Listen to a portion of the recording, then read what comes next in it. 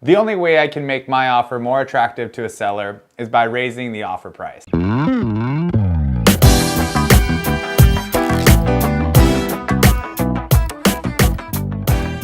Welcome back to another episode of Fridays with the Fiddle Fig, where we cover common questions, misconceptions, and myths about real estate.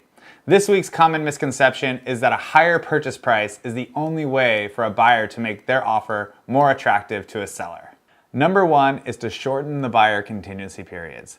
The buyer's contingency period is the time frame a buyer has to look into a property and still back out without potential monetary consequences to the buyer. By shortening these timeframes, it shows a seller that you are willing to commit 100% to buying this property sooner, which would, in theory, decrease their risk of choosing you as the buyer. Number two is to increase the buyer's earnest money deposit.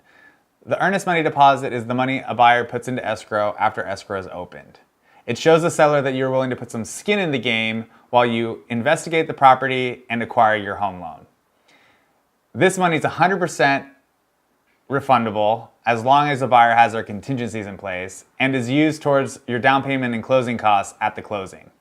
By increasing it from 1% to maybe 2 or 3%, it shows the seller that you have a much higher commitment to the purchase, which in turn decreases the seller's risk in picking you as a buyer.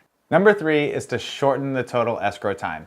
In San Diego, a typical escrow lasts 30 days. This is the time frame that a buyer has to investigate the property, verify its value, and secure a home loan.